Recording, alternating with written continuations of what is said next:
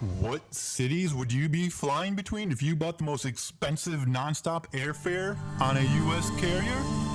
Think you know the answer? Well, here's a clue. It's a Houston route.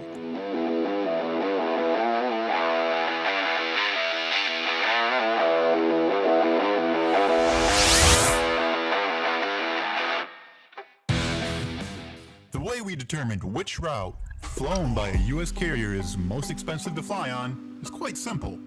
We looked at all of the routes flown by U.S. carriers in 2018 and then sorted them by the average local fare, also known as nonstop fare, or what a person pays on average to fly a route nonstop. In order to do this, we used the data supplied by the DOT, the United States Department of Transportation, which, by the way, all U.S. carriers are mandated to report to. As you might expect, the vast majority of the most expensive routes are U.S. to international destinations. So, without further ado, let's get into it. Oh, here's another quick hint for you. 4 of the top 5 are United Airlines routes. Coming in as number 5, United's Washington Dulles to Tokyo Narita. Flown daily on a 777-200, the route had an average nonstop fare of $1,367 and is the longest route on our top 5 list, with a distance of 6,753 miles between the two cities.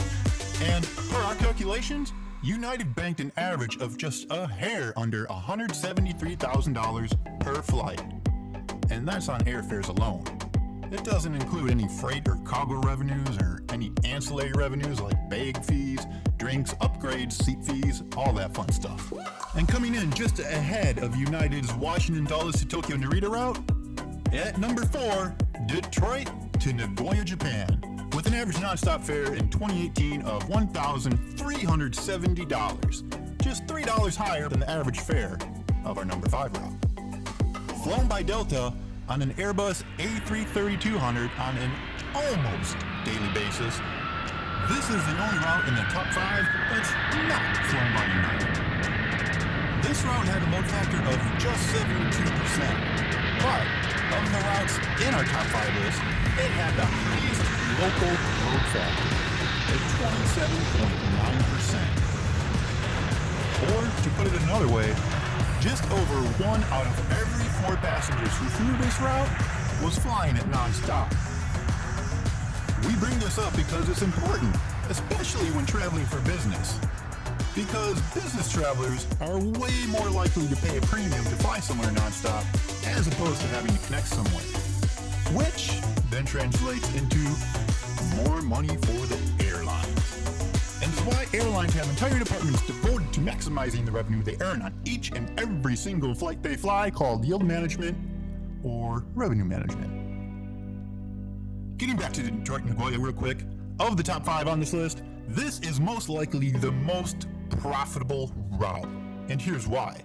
Per our calculations, Delta snagged an average of just over $176,000 in fare revenue every time they flew the route in 2018. That's $3,000 more per flight than United's Washington Dulles to Tokyo Narita route, which is also 200 miles longer than Detroit Nagoya, and Delta is earning that kind of revenue on a smaller aircraft. Not too shabby if you ask me. The third most expensive route to fly U.S. carrier on, with an average nonstop fare of $1,565, also flown by United, is Rio de Janeiro, Brazil to Houston Intercontinental Airport. An increase in the average fare from the number 4 route of almost $200, $195 to be exact, and flown daily on a 767-300, this route had a healthy load factor, especially by long-haul standards, of 82.4%, and United pocketed, per our calculations, an average of $135,000 in ticket revenue every time they flew the route. And while a smaller revenue figure than those of Detroit Nagoya and Dulles Narita, keep in mind, United flew this route with a smaller aircraft than those used on the Detroit-Nagoya route by Delta, and especially when compared to United's Dulles-Narita route. And with less seats to sell, you'd expect a smaller revenue figure, right? I mean, that's how it works. The second most expensive route to fly nonstop on any U.S. carrier in 2018, with an average nonstop fare of $1,604, Houston Intercontinental Airport to Tokyo Narita. Flown daily on the 777-200, this route had a load factor of 82.5%, the highest of any of the 5 routes on our list, just barely edging out that of Rio de Janeiro to Houston by 0.1%. Somewhat surprising is that only 10.8% were local passengers on this route, meaning that by and large a vast majority of those who flew the route connected from somewhere else. And taking the top spot for the route with the highest average nonstop fare of any U.S. airline is, if you remember and paid any attention whatsoever to the hints we gave earlier, then you already know it's another Houston route flown by United. Buenos Aires, Argentina to Houston Intercontinental George Bush International Airport, with an average fare that just surpasses that of the number 2 route of $1,607. That makes Houston the home of the top 3 most expensive routes to fly a U.S. carrier on. Congratulations, Houston! I'm glad I don't live there. Seriously though, this route is a cash cow for United.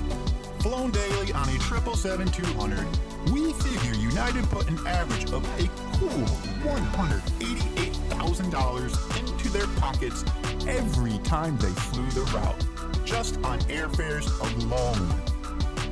Given that the distance between these 2 cities is 5,062 miles, which is 1,581 miles less than the number 2 route, yet it generated around $10,000 more in airfare revenues, and each of these routes were operated using a 777-200.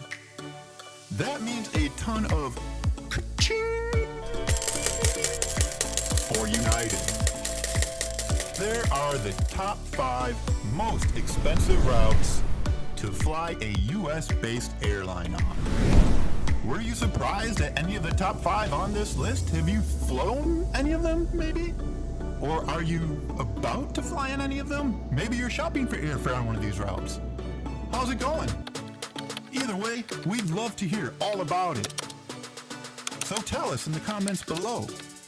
And if you like this video, which hopefully you did, because you're still around watching it, help us out and click that like button. We greatly appreciate it. And chances are pretty good you're gonna like one of these other 2 videos that just popped up on the screen.